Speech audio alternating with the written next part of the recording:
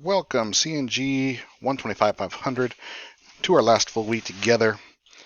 This week we look at projects for large business. Within Project 4, we're going to try to look at the needs of the network for a small business, or I'm sorry, a large business.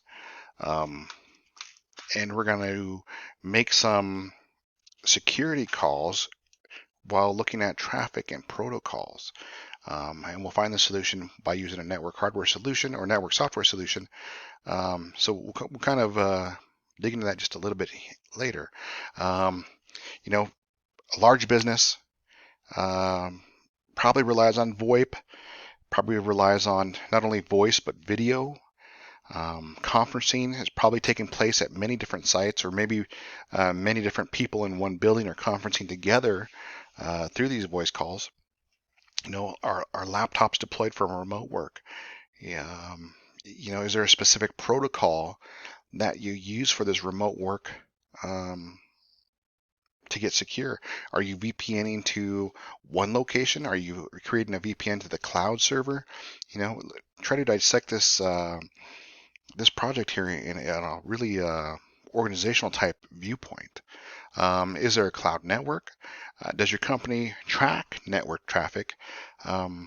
A lot of this is due to maybe looking at to see if files are being used properly, kind of relating to security, but more so in just keeping an eye on what traffic is going through your network. If anything is abnormal, is there abnormal traffic on your network? The next one is similar. Does your company block any network traffic? Most web servers should be, I should say most servers in general that are web facing, should be blocking pings or not accepting pings. Basically, when you ping them, it should just eventually just drop the packet. On your side, there's probably no response or maybe a timeout. Instead of the server answering back and the ping successfully returning to the pinger. So it's a level of security, but also either blocking or not responding to pings and network traffic. Make a topology using VLAN integrated networking. How is the traffic routing to your servers? Where are your servers? How is the traffic getting there? Once again, going up here, are you creating a VPN to your servers? Or are you creating a VPN to a local network that then updates the files to your server somewhere else? If one ISP has a failure, what's your plan to stay connected to the internet?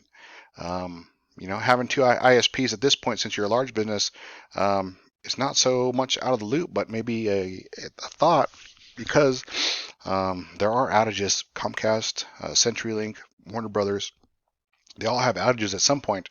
So what's the plan to keep your large business running at that point? Does your topology support work at home during COVID-19? Once again, not just VPN, but how are your people using network services while they're at home? What website does your company block? And then it sets you up for this prompt here. Research one hardware software solution that will aid you visually in looking at your network data, and then you say, okay, this is why I'm blocking this website because of this network data, and you're going to use this data shown to tell a non-technical person, I guess the CEO of the company, and say, hey, look, we blocked Facebook because it's using HTTP. We blocked such and such because it's using FTP, which is a unsecure protocol. Search a piece of hardware or software solution that will aid you in this. There's many out there that give you visual representations of network traffic. Perhaps you just block it because everyone's watching YouTube at your business. Maybe that's one to block. But definitely, take your time and think, what should you allow and what shouldn't you allow? Is Facebook allowed? Is YouTube allowed? Is Spotify allowed? Spotify eats up bandwidth. And this kind of goes back to if you're on campus, hope you saw the use policy where it said like you couldn't stream videos and you couldn't listen to music because that starts to eat up bandwidth. You have 3,000 students each using 15 megabits. That is definitely taking a huge chunk out of your bandwidth for the college. So do some reflection there. I would assume that your presentation would be more around this last prompt than anything for this week. And with that, going to week 15, besides this, we just have the post assessment. Once again, if you want to do this, great. It's going to show you what you've learned additionally, opposed to the pre assessment that we did in like week 1. I put 2 links in here to one to the CompTIA Academic Store. You as a student get discounts. Make sure you use your EDU email to sign up for these discounts. The discounts range from almost 50% to less, depending on your chosen certification. Oh, let's hopefully that works this time. And then the MTAs, Larimer Campus is not back up yet, but make sure you're using these MTAs. Most of the time they're free. Sometimes they cost like $15. Either way, they're a deal to you. They're usually about $100 when each certification. But once the Larimer Campus opens back up, look at the network MTA fundamentals. I think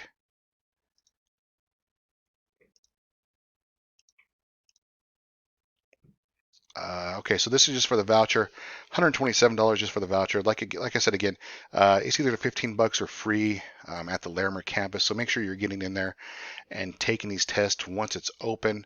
The CompTIA certifications at the academic store. It looks like it didn't load right. If you look here, the A plus one is 103 per voucher. You need 2 vouchers for the A plus. Network plus 159, Security plus 221. I think the Network plus one is about 240 if without the voucher. A plus is a little over 400. Security plus is about 360. So they do.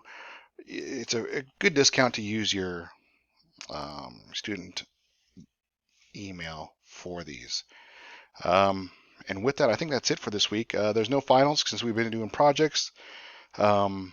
Reach out if you have any questions. Over the summer, take advantage of those courses. I see a lot of courses going available for training. Pretty much it's either through a webinar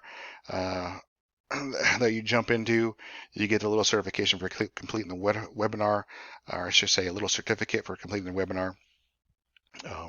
Pick up as many of those as you can, because basically as you're in school, you're trying to build a portfolio for when you exit to get that job you want. You get that job you want basically. And if you need any help, let me know. Reach out through email, reach out through Google Hangouts, and I'll get back to you.